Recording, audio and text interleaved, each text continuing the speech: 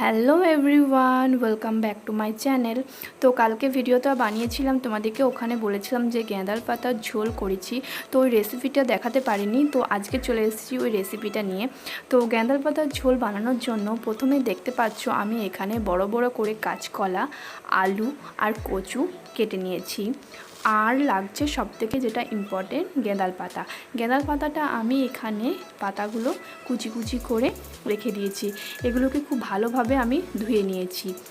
আর এখানে লাগছে পেঁয়াজ কুচি, আর একটার মতো টমেটো দিলেই হবে, খুব বেশি টমেটো লাগবে না।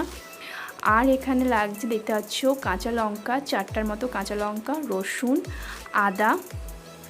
এগুলো একটু ঝাল হলে বেশি ভালো হয়, কিন্তু তোমরা যদি কেউ কম ঝাল খাও তো কম ঝালও দিতে পারো। তো দেখতে পাচ্ছ এই কটা উপকরণ দিয়েই তৈরি হয়ে যাবে গেঁদাল পাতার খুব সুন্দর একটা ঝোল, যেটা খেলে শরীরের পক্ষে খুবই ভালো। সর্দি কাশি, বুকে কফ জমে থাকলে এই ঝোলটা যদি গরম গরম খাও তো খুবই উপকারিতা পাবে। তো দেখতে পাচ্ছ এই উপকরণগুলি আগে প্রথমে আমি মিক্সিতে বাটিতে দিয়ে দেব। ফার্স্টেই তোমরা দেবে হচ্ছে একদম নিচে আদা, লঙ্কা আর রসুনটা, নিচে এগুলো দেবে। তারপর নেক্সট দেবে পেঁয়াজ কুচি। আমি অল্প মতো পেঁয়াজ দিলাম আর অল্প পেঁয়াজ রেখে দিলাম, যেটা ওখানে তেলে ভাজার সময় দেব। আর এখানে দিলাম টমেটো কুচি।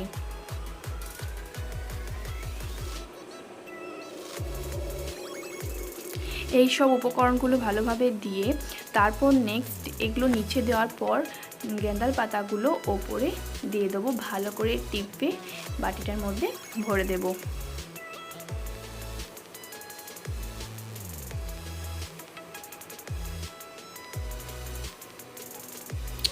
তো দেখতে পাচ্ছ আমি সব গেঁদাল পাতাগুলো ভালো করে টিপে ভরে দিয়েছি। তারপর ওপর থেকে আমি দিয়ে দেবো 2টি জিরে।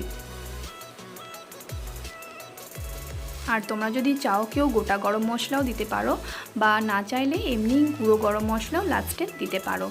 তারপর এবার আমি এগুলোকে ভালো করে মিক্সিতে পেস্ট করে নেব। হালকা পরিমাণে অল্প জল দেব, বেশি জল দেব না কিন্তু, নাহলে কিন্তু মানে বাটি থেকে বেরিয়ে একদম চলে আসবে। তো অল্প জল দেওয়ার পর আবারও ভালো করে মিক্স করে নেব, খুব ভালোভাবে মিহি করে নিতে হবে। তো তারাও তোমাদেরকে দেখিয়ে দিই যে কতটা ভালোভাবে আমি এখানে মিহি করে নিয়েছি। দেখতে পাচ্ছ কত সুন্দরভাবে এটা পেস্ট হয়ে গেছে। তোমাদেরকে আমি চামচ করে তুলে দেখাচ্ছি, দেখো।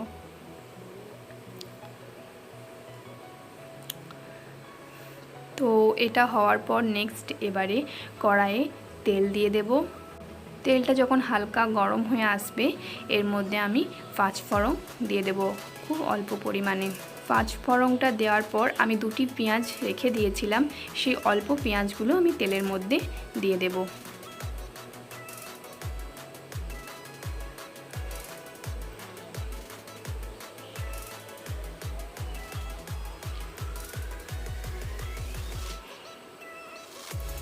পেঁয়াজটা তেলের মধ্যে দিয়ে এবারে পেঁয়াজটা যাতে একটু হালকা ভাজা ভাজা হয় তার জন্য ওয়েট করব। দেখতে পাচ্ছ পেঁয়াজটা অনেকটাই ভাজা ভাজা হয়ে গেছে। এবার আমি এর মধ্যে কাঁচকলা, আলু ও কচু যেগুলো কেটে রেখেছিলাম সেগুলো আমি আস্তে আস্তে দিয়ে দেব। এবার ভালোভাবে ওগুলো একটু ভেজে নেব।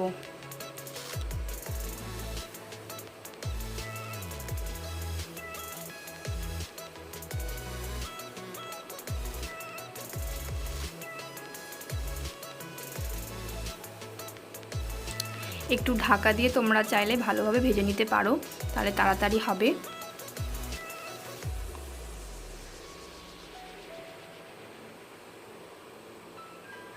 তো দেখতে পাচ্ছ প্রায় অনেকটাই ভাজা হয়ে গেছে, খুব বেশি ভাজবো না, একদম হালকা করে ভেজে নিলেই হবে।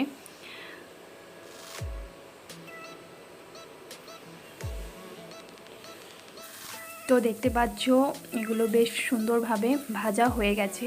ভাজা হয়ে যাওয়ার পর এবারে আমি গেঁদাল পাতার পেস্টটা আমি দিয়ে দেব। তো গেঁদাল পাতার পেস্টটা দেবার পর এতে হালকা পরিমাণে জল দিতে পারো, আবার নাও দিতে পারো। এবারে ভালোভাবে এটাকে একটু ভালোভাবে কষিয়ে নিতে হবে। তারপরে এবার দিতে হবে এর মধ্যে হাফ চামচের মতো হলুদ গুঁড়ো, মিক্স মশলা গুঁড়ো, এটা ধনে গুঁড়ো, জিরে গুঁড়ো সব রকম মশলা মিক্স করা আছে। আর এখানে দেবে অর্ধেক চামচের মতো চিনি, আর লাগছে পরিমাণ মতো নুন।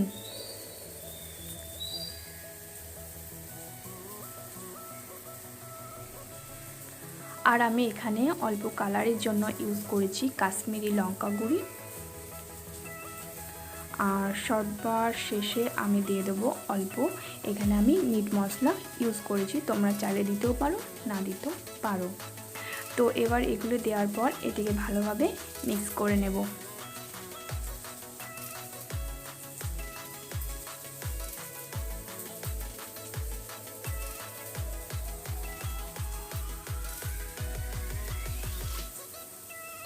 তো দেখতে পাচ্ছ এগুলো আমি খুব ভালোভাবে মিক্স করে নিয়েছি।